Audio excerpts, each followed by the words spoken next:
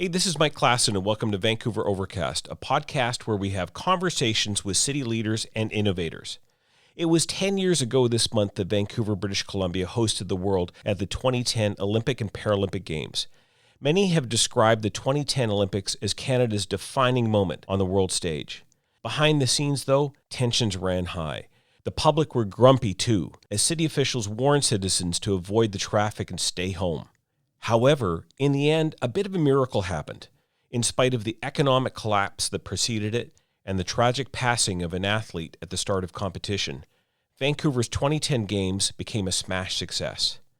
In the second part of this two-part conversation with journalist Bob Mackin, we discuss the pressure cooker days of the Games, and we also ask, would it ever happen again? And now, it's time for Vancouver Overcast.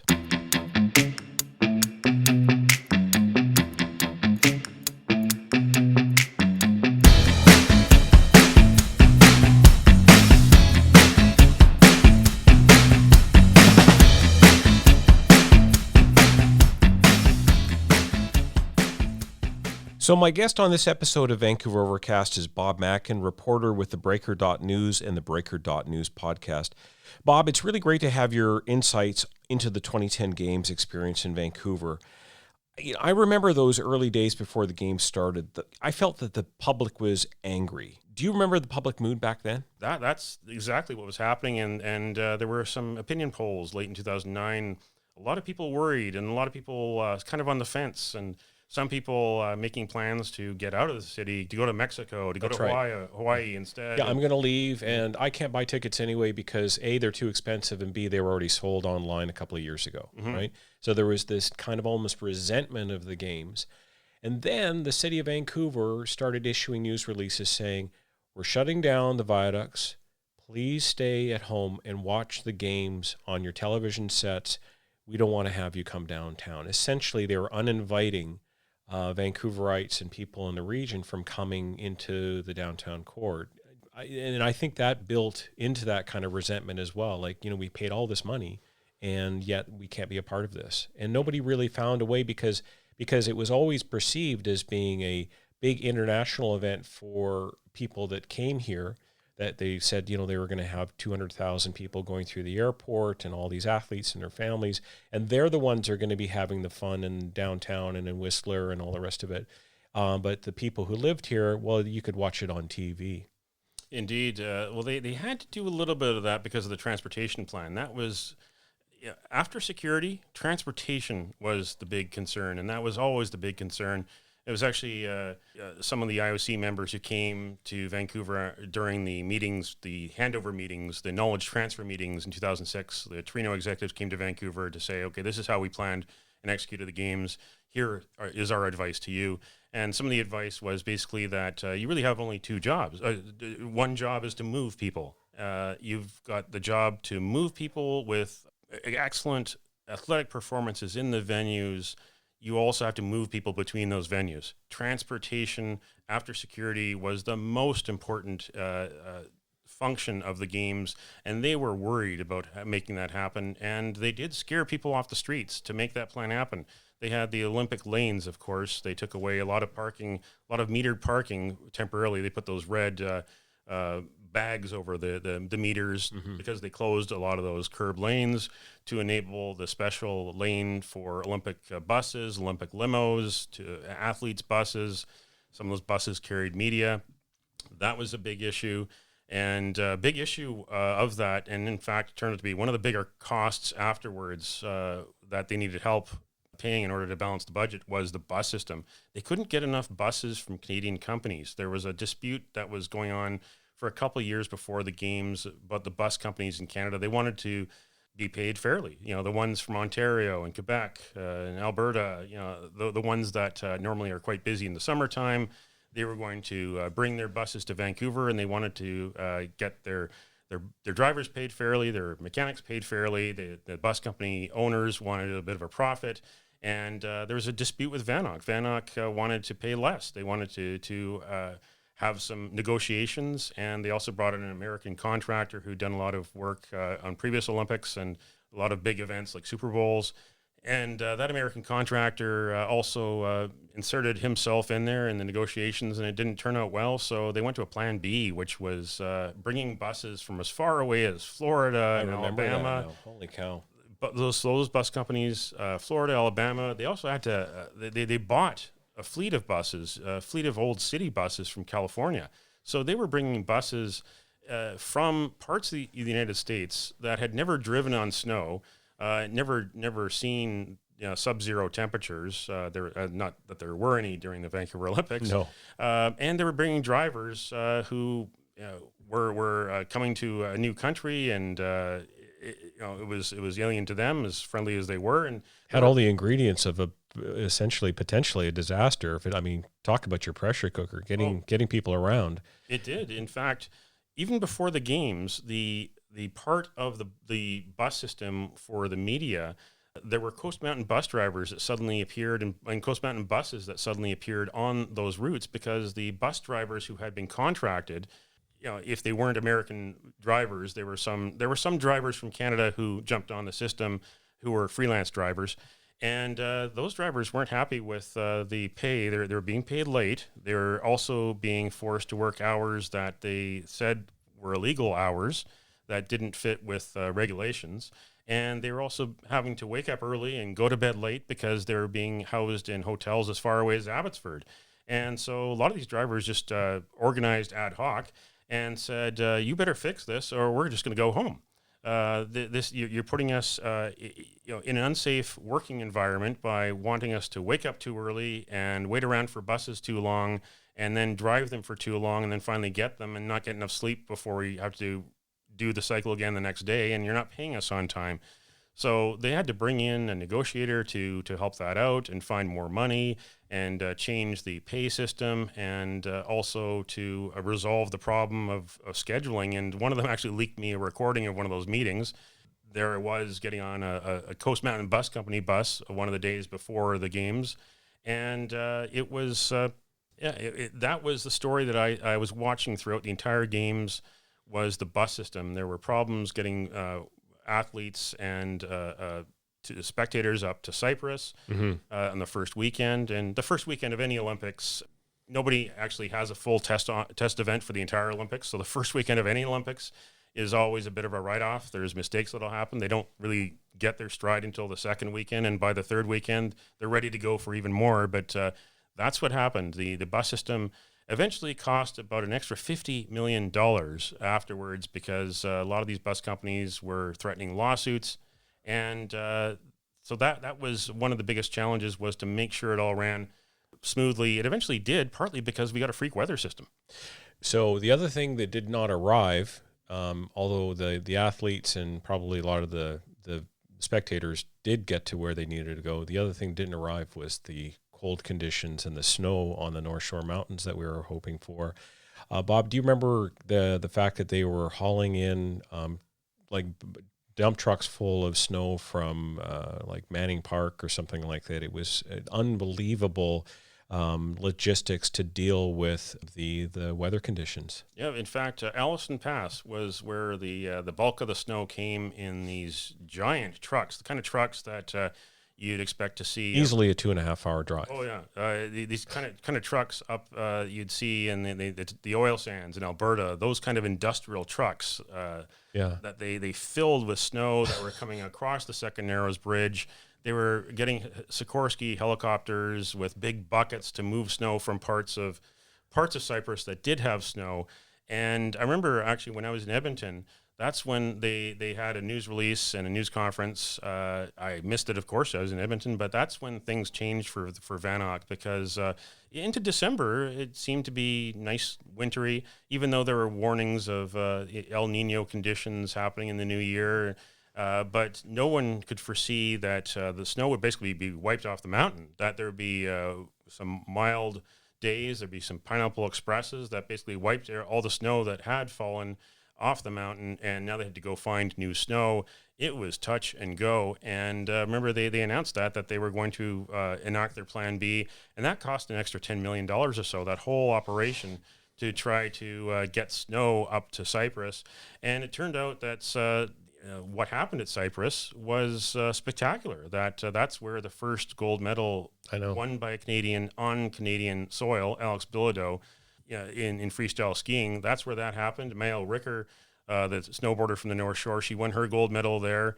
It was a spectacular place to be for the half pipe, for the freestyle, and when the sun set there during events, Shaun White, the great American snowboarder who was expected to do some fantastic acrobatics, he also won there. It was fantastic to be there. I was also there the last day of competition and the last weekend, and it could not have held another event because that's when the rain came to try to wipe away the snow even further, even though a few weeks later, winter conditions had returned after the games. So before we get too much into the actual time period of the games, which I think started like February 6th or something. February 12th. February 12th. So we're now down to the last few days before Wayne Gretzky runs in and behind the truck with the torch in his hand. The protesters that were coming downtown and the smashed windows that were happening at the Bay. And even today, there's an attorney general who was standing there alongside with them, although some of the more radical elements ended up coming out. The Black Bloc, so-called, came in the day after, and that's where we started to see some of the violence. It's funny how you started off talking a little bit about issues around social justice and issues around First Nations and corruption and cost and all sorts of things. There were so many things that we were trying to do differently with these games in some ways. And that event seemed to be a bit of a turning point because I think that's when the public, in a way, said, okay, that's enough. We want to have fun. It's time for the event. And it literally seemed to shut down after that day. You never really did see a protest after that one incident. And of course, the preponderance and the $1 billion worth of security probably had something to do with it. Indeed. That Black Bloc protest on the Saturday morning, the 13th, there had been a protest the night before the opening ceremony, which was more of an inclusive group of people from across the spectrum with many different concerns that all shared a common concern that were the games the right expenditure in a province that had some difficult social conditions, that still does have difficult social conditions. Children and Family Development Ministry reports that we've seen over the years, child poverty, for instance, and of course, a lot of things have declined in BC. So there were people with concerns about the cost and what this meant. And so there was that large protest, which was largely peaceful, but it blocked some streets in the afternoon of February 12th and blocked them so much that buses containing some dignitaries didn't get there on time. That's why the seats in the VIP box at BC Place were largely empty when the ceremony actually started. Gordon Campbell was on a bus with members of the Four Host First Nations, the chiefs and the Musqueam, Squamish, Tsleil-Waututh, and Millwot. They finally got into their seats, but it was touch and go for them. They were worried that they wouldn't get there on time. In fact, they had to ask the bus driver to let them out so they could walk the last few blocks because it became a bit of a traffic nightmare downtown. One of the few times it became a traffic nightmare. That was largely peaceful. The next morning, of course, you had the Black Bloc protest outside of the Toronto Dominion Bank, the Four Seasons Hotel, that was going on downtown. And we find out later that there were some radical elements that had come from Ontario who had it in their plans to protest the Vancouver Olympics and also protest the G20. Their beefs were much bigger than just a mega event. Their beefs were the entire economic and political system that we have here in the West. And there was also evidence that they had been infiltrated. I'd done a lot of stories on the civil liberties aspects of the Olympics because this was a way for people to express their opinion, to use the freedom of speech, and to also use the media attention to get their issues across. There were still a lot of concerns about the downtown east side and whether the Olympics would actually help the downtown east side and whether people would actually get housed. But in this case, some of these protest groups, which had previously worried about being infiltrated by police after exactly the same thing had happened in Quebec at one of the World Economic Conferences, well, that's what happened here. And afterwards, there were social media posts by some of these protesters saying, wait a second, we found out that on Facebook that the fellow that we let stay over at our house in Vancouver before the Olympics was actually a cop. So they actually did get infiltrated. And that event, that Black Bloc event, I followed some of the court cases afterwards, and there were a lot of acquittals, and the courts really didn't come down hard on these people, but the police managed to achieve their goal, which was really drive a wedge into the whole protest movement. And again, David Eby was head of the BC Civil Liberties Association at the time, and they had their observers, their orange-shirted observers who were going to protest events with cameras just to make sure that they could document whether there was any negative interaction, whether the police overstepped their bounds. And on that day, the controversial decision that Eby made was that he was going to keep those observers away. And that became an issue. A lot of questions from us in the media that why didn't you keep them there? Why didn't you? And there were, the line was that they were concerned about the safety of those observers because they felt that might have become a violent event, which it did. It was didn't turn into a full scale riot. There was some destruction of windows and objects. mailboxes and paper boxes and the usual. And if I remember 8 or 9 people that were eventually arrested, and a couple of them were from the U.S. But that really did put an end to the protest movement. But then again, that's what normally happens at Olympics. Even if there are people protesting, I remember in Torino there were people. Kind of a critical mass bike ride that was riding through the old town in Torino, that they were taking that opportunity to say that there should be more bike riding and less cars in Turin. They were protesting. And of course there was political campaigning. I almost got run over by one of the candidates' vehicles that was speeding through the streets with his placards on the side of the streets. I had to rush across the street. So the protests do get muted because, as they always say with an Olympics, no matter how many controversies they are, it's always the athletes that save the games. No matter how many controversies there are coming into the games, those controversies often just get pushed to the side or delayed until after the games. But then the athletes take over because these are the people that really should be at the center of the games. The games should be a sporting event. They've been bastardized in so many ways by political agendas, by corporate agendas, and of course the security overlay, all these fears. But when the athletes actually start performing and excelling and succeeding and winning, and those are the stories that we all come for, that draw us to the Olympics at the start. So, Bob, what I'm going to do is I'm going to take a little break. You're listening to Vancouver Overcast. My guest is Bob Mackin from TheBreaker.news. We're talking about the kind of run up to the 2010 games and what happened. I'd like to spend a few minutes with Bob as we close out to talk about the event itself and what happened and perhaps what's next for the city.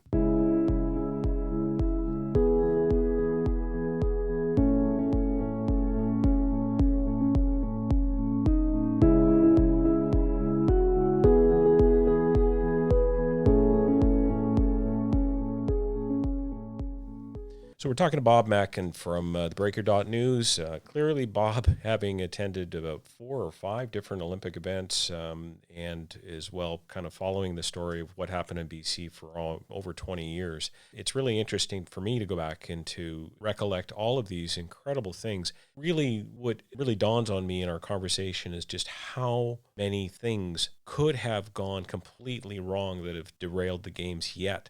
And I guess it's a credit to the leadership. I mean, there's been a lot of criticism over the years about looking back on the games, but I think the fact that they were able to pull it off in spite of so many potential things in this multi-billion-dollar exercise, this big, huge event. And in the end, the torch relay wound up here. We had the opening ceremonies. We had the glitches with the props at the BC Place. We had those beautiful opening performances, those beautiful closing performances. And on the streets of the city, something happened. People started coming downtown. As you said earlier, we had freak weather. We had this lovely, pleasant, dry for the most part. There was only a couple of days I remember it raining, and people just came out and they would line up for hours for the Zip Trek, for the Royal Canadian Mint Museum, to the Ontario Pavilion, to go through the BC Pavilion. My gosh, I mean, it was unbelievable. And then to see all the communities around Metro Vancouver, all the way from Whistler to the North Shore to Abbotsford to Surrey to Richmond, and have all of these local events taking place where people came out of their homes and got to celebrate during that time. There was a magic in the air. There really was, I thought. Well, there was, but it almost even didn't happen on the first weekend because the first day of the games, there was a sadness in the air. Something happened at the Vancouver Olympics that doesn't happen at every Olympics, that had never happened on the opening day of an Olympics. An athlete died. Of course, yeah. Nordar Komatashvili, the 21-year-old loser, in his last training run at the Whistler Sliding Center, flew off his sled near the end of the run. And I still remember there was another Sun Media reporter actually up in Whistler covering it, but I remember getting the news bulletin and finding the clip just a matter of minutes later on YouTube. I mean, everything at the Olympics, because of the Olympic broadcast system, even the training runs was, because the broadcasters had to do their own training runs, was on video, and the rights holding broadcasters from around the world had access to it, and someone had taken that clip and put it on YouTube. So after getting the bulletin, not long after that, I was able to see it and then hear the clank of the contact of Nordar Komatashvili's helmet and the exposed steel pole. And so that unleashed a sadness and unleashed a crisis communications plan. And suddenly the suits that everyone was wearing in the main delegation for the IOC in Vanok became black suits, the kind of suits you'd wear at a funeral. The Georgian team, however small it was, wearing black armbands, did their walk along with the other nations that were introduced at BC Place Stadium, and you could tell that they were carrying the weight of the world. One of their teammates, who they had flown to Vancouver with, who some of them had seen the night before, was not with them. And you could see the sadness in their eyes. And as they walked around BC Place, every single section stood up, standing ovation and clapping, just to give them some sort of emotional lift after the unthinkable. And of course, we found out after the games, and I'd done some stories on it as well, that that was really preventable. This wasn't the athlete's fault. This was a problem with the engineering of the venue, of the way it was built, and Vanok even knew it about a year before, because athletes' speeds were far beyond what the engineer had calculated, and there was a problem that they didn't fix. So that's one big black mark on the games that isn't on other games. In fact, the last time I went to an IOC meeting in 2016 at Rio Games, they actually had a moment of silence to remember that. They will always remember that, and they always should remember that, and we should not forget it either, because that was one.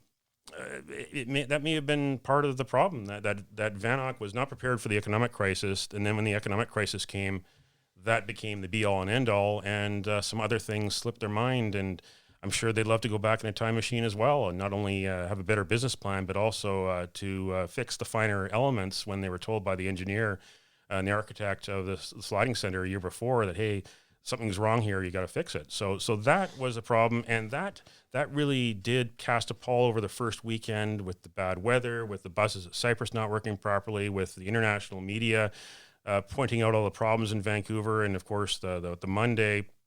There was a prediction that it was going to be a disaster. Yeah, right? there was the funeral for Nordar Komatashvili at a funeral parlor, actually not far from the 24 Hours Vancouver office. And it didn't seem to get better, but the next weekend it seemed to get a little bit better.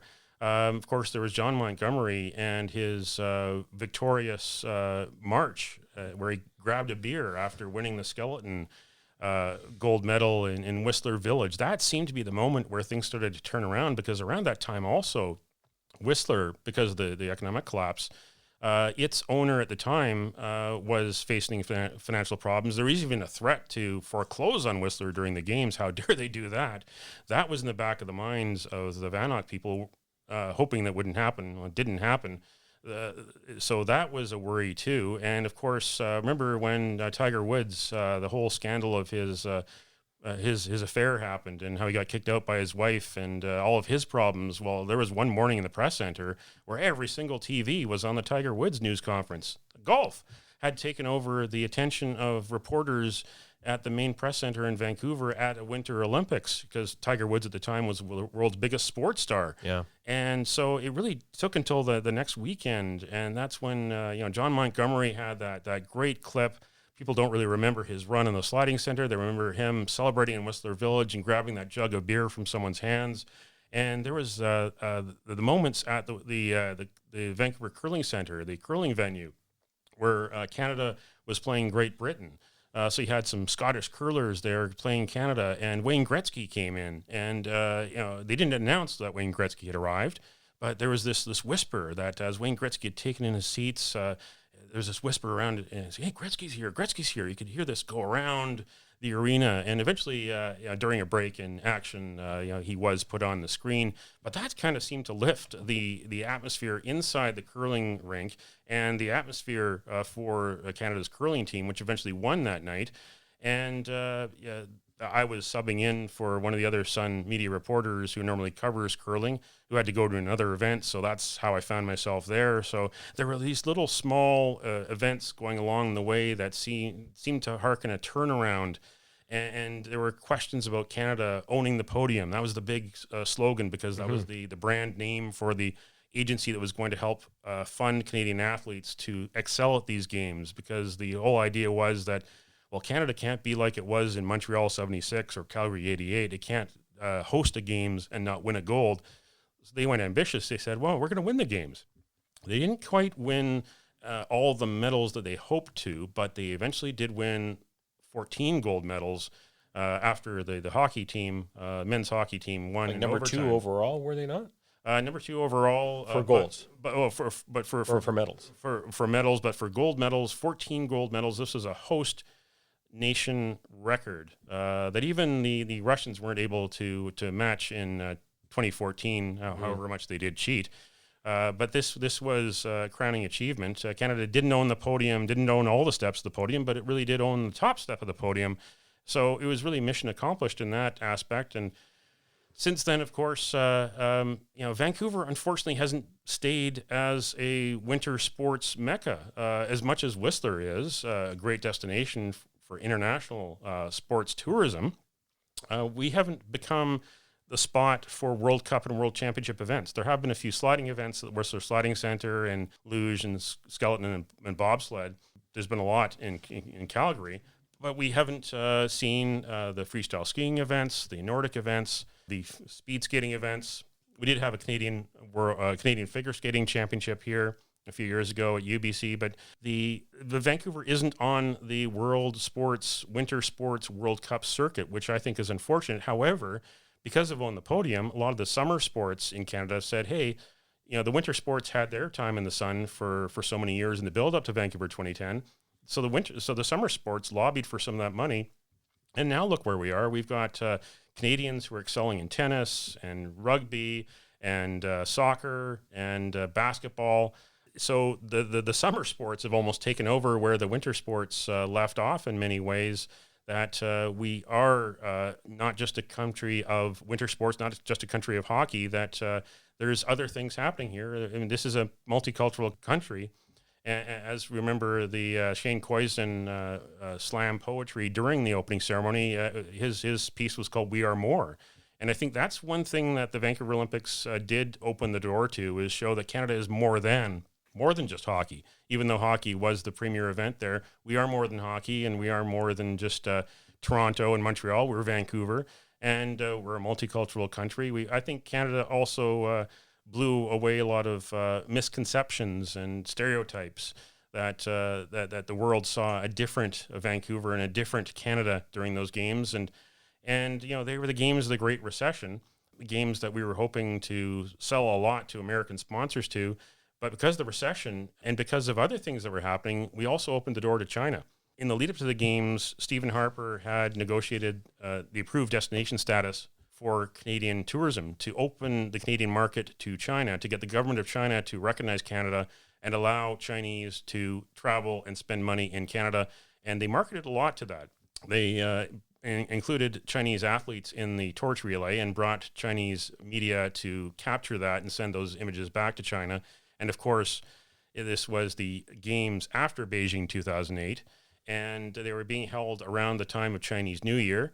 And a lot of people in China do, during Chinese New Year, what we do here in Canada, when we watch a lot of college football and junior hockey. Well, they had a chance to watch the biggest winter sports team from China after China had held the Summer Olympics a couple of years earlier, see them excel and win gold medals in Vancouver. And what did they see when they turned on the TVs or their computers or looked in the newspapers? They saw blue skies. And that also opened the door to a lot of investment in Vancouver. Yeah. We remember those anecdotal stories in 2011 around Chinese New Year that people were knocking on doors in Point Grey and saying, hey, I'm a real estate agent and I've got some visitors here. You ever thought of selling your house? And we kind of laughed at that when we first heard it, but then every successive year it got bigger and bigger. And look where we are now. We're a city that has had a lot of immigration and a lot of investment and a lot of building. And I don't think going into the Olympics anyone foresaw that level of interest from China happening. But that's what happened, especially when the American economy fell. A lot of our politicians said, well, we've got to make this successful some way. We've got to make a legacy somehow. And if the Americans can't spend as much money as we hope they would, well, let's see what happens with the Chinese. Bobby, you make me think that there's just so many stories, and you've just touched upon some of them that happened during that time period. And we could literally go on for hours with all the different twists and turns of the games that happen. And you did touch upon a little bit of, the legacy, the changes that happened from Vancouver really becoming much more internationally known as a destination. And as you point out, not so much for winter sports, but there are a lot of people that came here for other reasons, and they saw, again, a beautiful backdrop, and it has helped to change our city. My question to you is, would we ever do this again? I don't think we'll do another Winter Olympics. It's interesting how we had Expo 86, and after Expo 86, there really wasn't another big World Expo of that level, of that success, and of that size and scope. The whole business model changed. And we're seeing the Olympics movement, the Olympics industry, if you were, that change. Few cities can afford to hold these anymore. And, Beijing's going to have the next Winter Olympics in 2022. It was competing against Almaty, Kazakhstan, of all places, on the final bid. So that you've got that situation. Summer Olympics, Tokyo's got it this year, but then you got 2024 in Paris and 2028 in Los Angeles. There's not only the economic challenge of hosting these big events and picking up the transportation costs and dealing with the transportation challenges, and dealing with the security costs and security challenges. And, as much as, the Olympics did ignite an economic boom in real estate and tourism in Vancouver, during the games, there were a lot of economic losses because people were not doing their regular shopping. And some neighborhoods were almost like ghost towns because people were either at the games or watching on TV. So it doesn't help an economy in some ways as it happens. You have to wait several years for it to happen. But you've got this challenge where cities around the world are taking a second look and saying, well, we would have loved to have hosted them if they were more affordable, if they weren't so disruptive, and if we didn't have to pay such high costs. So that's caused the International Olympic Committee to go back to the drawing board to see what it can do to try to put some more of its money and sponsorship money onto the table. But even that hasn't worked. So you don't have cities that are stepping up to the plate anymore like they used to be, like there used to be bidding wars. I mean, there was a bidding war essentially for Vancouver for 2010 when that was chosen back in 2003. So that isn't happening anymore. And Vancouver, some of our venues have been transformed. I mean, the Richmond Oval, it would take a lot of money to turn that back into a long track speed skating oval because it's been turned into a multi-sport rec center. It's a wonderful place. There's still some questions about the economics of it, although it does benefit from a trust fund that was pre-funded, a legacy fund pre-funded. So it would be too expensive to do that. The curling center itself, there's still some curling sheets there, but it's not able to host an event. That was at the Hillcrest, right? At Hillcrest, it's become a very popular multi-sport recreation center with a swimming pool. You got a library there. So I think you've made a good case for why the games, the Olympics brand, and the expectations of communities has really changed because the economy, because of the heightened security concerns. Does the city say it cannot host the World anymore, or do you think the public would be willing to invite the World back in some way? I'll definitely invite the world back in some way to host a world championship in one of the sporting events, but not an overarching event like that. There's many reasons why it can't happen anymore, because we've been so successful in drawing the world and drawing investment, and building has happened that empty spaces that were used for secondary, tertiary, behind the scenes elements are not available anymore. See, that's the other thing with the Olympics. People remember the games venues where people went with tickets, but for every games venue where people went with tickets, there was something else behind the scenes, because there were a lot of cars in the Van Ock fleet that had to go somewhere at night. There were logistics places where they had to store gear, store food. There were the bus depots where the bus drivers had to go and had to drop off their buses, where the buses had to be cleaned. You know, one of those bus depots was not far from where the new hospital is going to be built, down in the False Creek Flats near the old train station. So that's one example of one empty spot that won't be empty much longer, and so you need space. You need space. So an Olympics couldn't happen in Vancouver again, unless, of course, the International Olympic Committee was to completely rethink the Olympics and make it a smaller event. Of course, there was a situation with the Olympic Village, which really was the most troublesome venue of all because of the economic problem there, and it took until several years later, until 2014, when the Aquilinis stepped in and bought the remaining condos for a tax loss. Now, that was supposed to have been a big hit. I remember Bob Rennie's marketing slogans that this was the ultimate souvenir. And it should have been the ultimate souvenir. I mean, how can you not want to live in that spot? But of course, when the economic crisis happened, that caused a whole lot of problems with construction. There was complaints about shoddy construction afterwards. But that turned around years later, and look what happened in and around Southeast False Creek. It had been foreseen as this new community where that would be the catalyst for other development. Well, all of that has come true, and it's now a bustling community. And I remember when they didn't want to call it the Olympic Village afterwards. They called it the Village on False Creek. Mm-hmm. They didn't want to use the word Olympic because they felt there was some stigma attached there because of all the economic problems that had gone on. Well, now they're not only calling the Olympic Village, they're calling the whole area the Olympic Village. So it has succeeded in turning that space around, and it is a gathering space. It was difficult, and I think that's what people need to remember as we look at the 10th anniversary, is as much as people have the romantic notion of some of the great performances that happened, of where they were when, especially where they were when Sidney Crosby scored the golden goal in the most watched hockey game in Canadian history right here in our city, and how people celebrated afterwards. I think people have to also step back and listen to the stories. I mean, read some of the stories that I did. I've got my ebook. It's called Red Mittens and Red Ink. That tells a great story of what really went on, of the successes that were supposed to be failures, and the failures that were supposed to be successes, and the neat little anecdotes that went on. And George Orr, the broadcaster, has his own documentary, Chasing the Dream. He'll be premiering it February 13th. Look beyond just the historical moments of the replays of the play-by-play. There were so many other things going on, and that as much as people might complain and still question the cost and question the benefits, it was a moment in time, and we'll never see anything like that again in our lifetime. It was the biggest, most expensive event, peacetime event here in Canada. And it wasn't just John Furlong.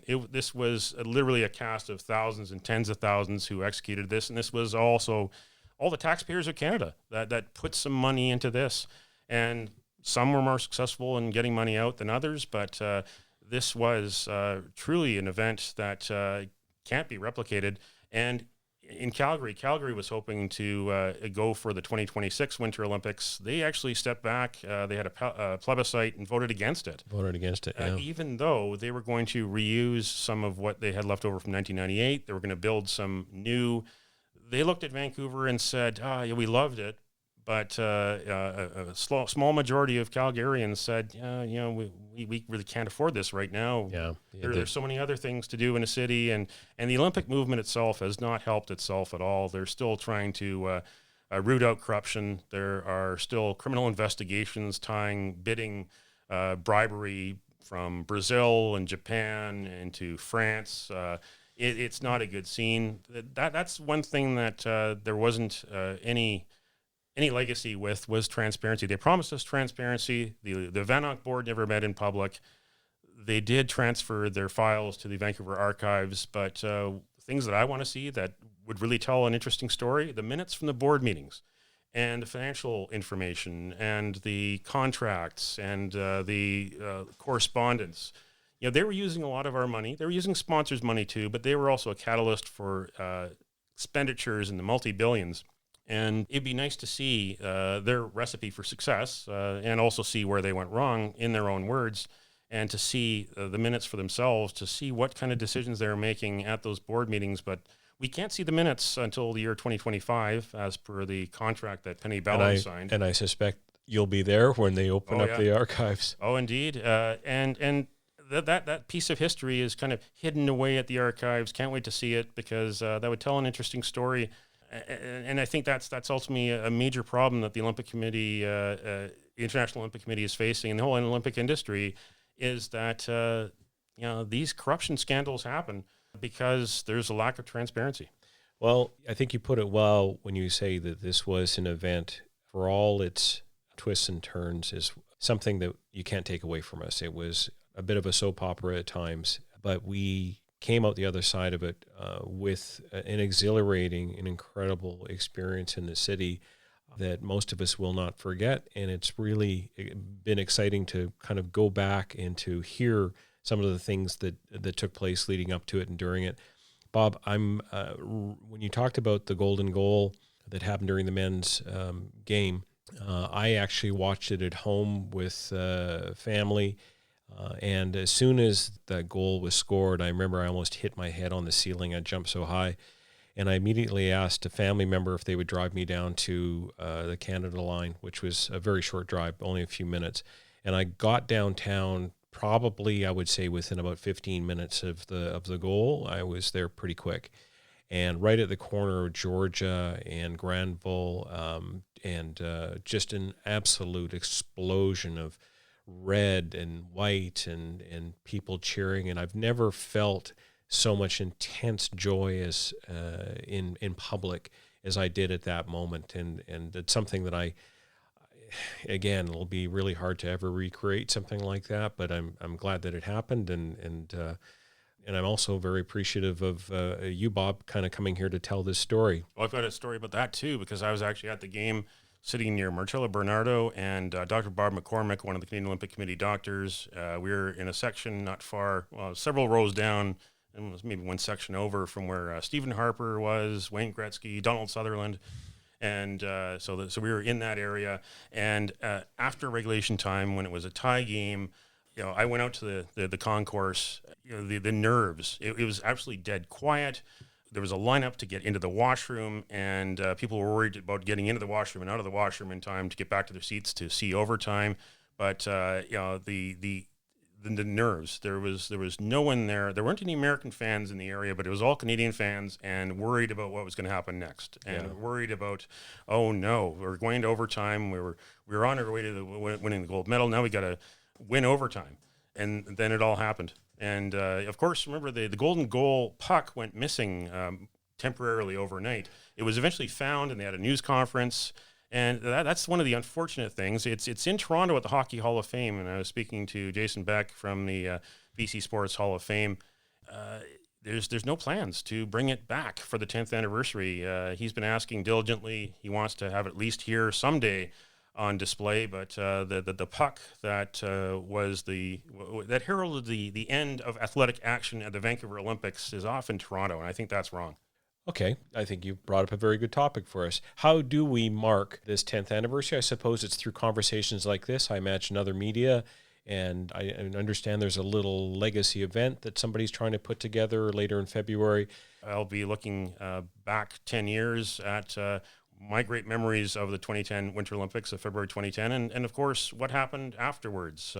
And within that, that's what inspired my ebook, Red Mittens and Red Ink. You can find that on smashwords.com, or you can contact me directly on that. That's the only independent book of its type that really tells the story of the Vancouver Olympics. And again, I called it Red Mittens and Red Ink. Red mittens were the icon. It was the perfect souvenir for an Olympics being held in a recession because it was affordable, it was accessible, and it made everyone's hands look the same.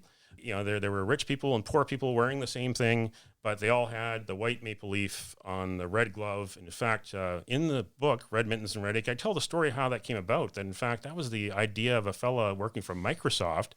And the original idea were for white mittens with red maple leaves.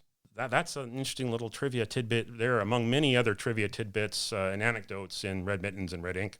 Bob, I could go on, and I also realized you did a fantastic interview with Dick Pound of the Olympic Committee on your Breaker.news podcast, so I would recommend to my listeners to try and subscribe as well to the Breaker.news podcast. It's been a great trip into memory lane to talk about the Vancouver 2010 Games. What is clear from this long conversation today, there's a lot more to the story that needs to be heard. Bob, we really appreciate you coming here to tell this story for us on Vancouver Overcast. Thank you.